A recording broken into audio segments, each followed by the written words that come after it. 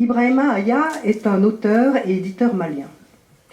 Il est né en 1967 à Goundam, dans la région de Tombouctou, au Mali. Il entreprend des études d'agronomie en Moldavie et pour ce faire, il apprend le russe par le biais de la littérature, en lisant Tolstoï et d'autres grands classiques. Il a eu son diplôme et il exerce aujourd'hui le métier d'agronome dans son pays. Il vit à Bamako. Parallèlement à cette activité professionnelle, Ibrahima Aya se consacre à la littérature. Très jeune déjà, il endosse le rôle d'écrivain public pour rendre service à des voisins analphabètes en écrivant leurs courriers. Ceux-ci d'ailleurs lui demandent souvent de broder, de composer la lettre. Et on peut imaginer sans difficulté que c'est de là que vient sa vocation. Ibrahima a publié 3 romans et 2 recueils de nouvelles. Son dernier ouvrage étant Le pays des éclipses, publié en 2021 aux éditions APIC, une maison d'édition basée en Algérie. Ibrahima s'est toujours beaucoup impliqué dans la vie sociale de son pays pour développer des liens à travers la culture. Il est l'instigateur de nombreux projets culturels. En 2011, il crée la Bibliothèque des dédicaces à Tombouctou pour rassembler des livres offerts et dédicacés par leurs auteurs dans le but de lutter contre l'intolérance par le partage du savoir et de l'imaginaire. Il est le cofondateur des éditions Tombouctou, du nom de la célèbre cité du savoir et de l'écrit. Il veut donner aux auteurs et aux autres porteurs de textes le moyen d'exprimer leurs paroles vers le continent africain. Cette maison ambitionne de produire et de diffuser de l'écrit de qualité à des prix abordables, pour le marché local notamment, contribuant ainsi à ce que le Mali et l'Afrique se racontent à eux-mêmes et puis au monde. Depuis l'éclatement en 2012 de la crise sécuritaire, institutionnelle et identitaire au Mali, les éditions Tombouctou sont à l'initiative de plusieurs réflexions collectives qui se sont traduites par l'édition d'ouvrages de référence sur cette crise et sur le Mali. Je citerai Voix haute pour Tombouctou, Le Mali entre doute et espoir, L'Afrique des laïcités, Le Mali contemporain.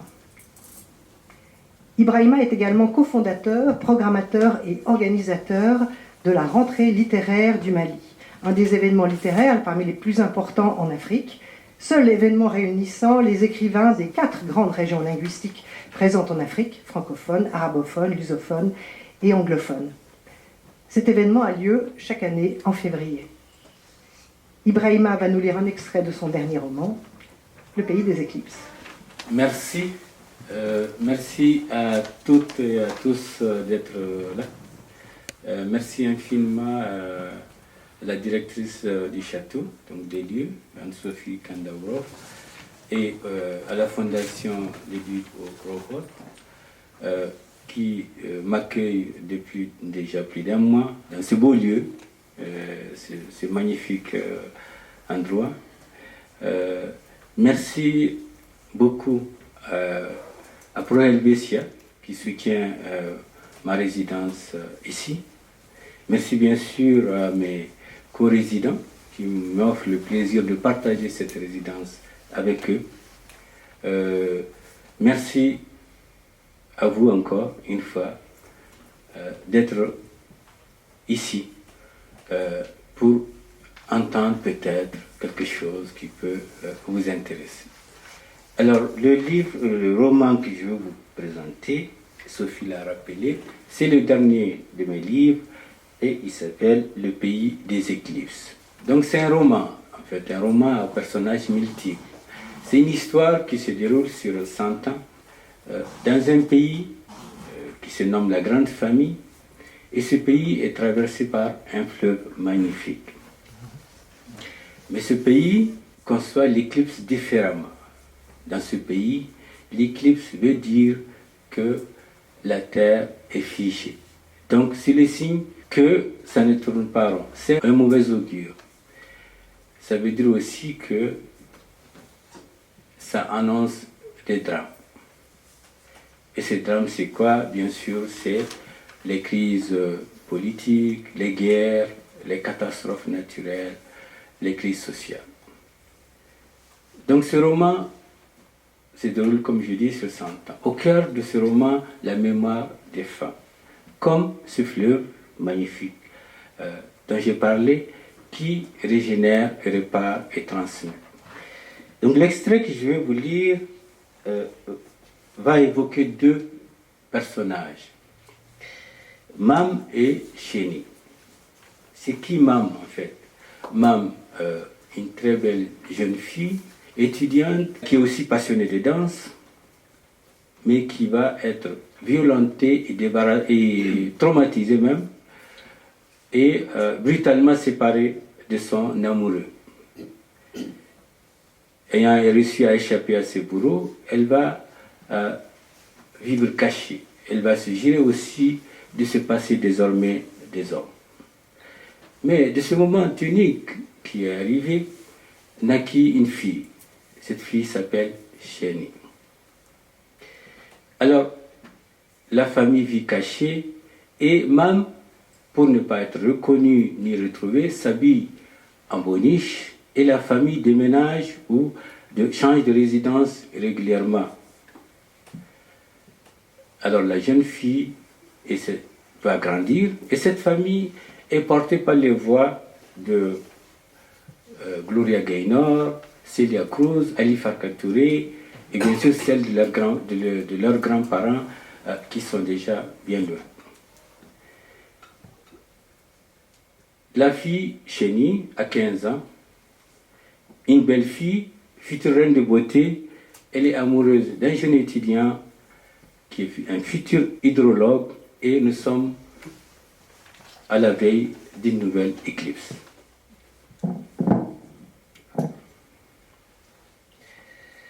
Le printemps s'est fané juste à l'éclosion des fleurs. Constata Neni, pour résumer sa déception de Mars, symbole d'une frondaison qui perdait inexorablement ses bourgeons d'espoir. Pour lui, cette désillusion constituait la raison sous-jacente de nouvelles grèves immanquablement émaillées de batailles rangées, de plus en plus violentes, entre gazeurs ou lacrymogènes et d'un côté et lanceurs de pierres de l'autre. Souvent poursuivis jusque dans les boubous et pagnes de leurs parents, les frondeurs ressortaient, les blessures bandées du tissu arraché, pour réclamer encore plus fort les fruits tant promis. Finalement, à l'instigation d'un certain Bédon, dont Chéni et Neni entendirent le nom pour la première fois, se décréta l'année blanche. Tant mieux pour les amoureux. Chéni et Neni se promenaient d'étang en marais, le long du fleuve, pour découvrir des nénuphars et cueillir leurs fleurs. Puis ils se baignaient. Chéni apprit la nage de dos, s'en régala tous les jours pour s'emplir de douceur et de lumière. Son être s'épanouissait vigoureusement. Mam accepta que Neni vint la chercher pour des sorties.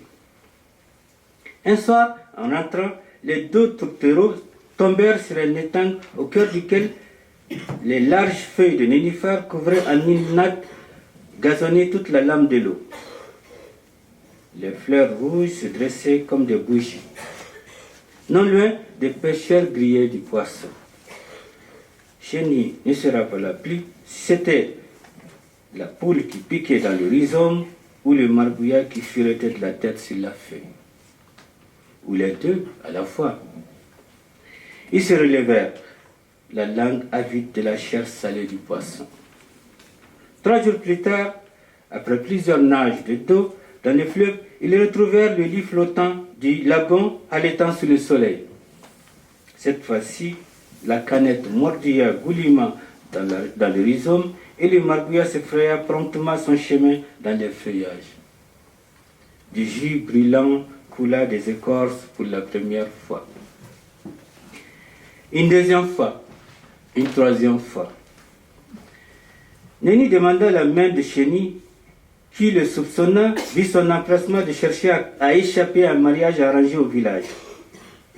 Il assura avoir reçu l'assentiment qui comptait, celui de sa grand-mère Tataba, et informé son difficile et acariâtre oncle Féné.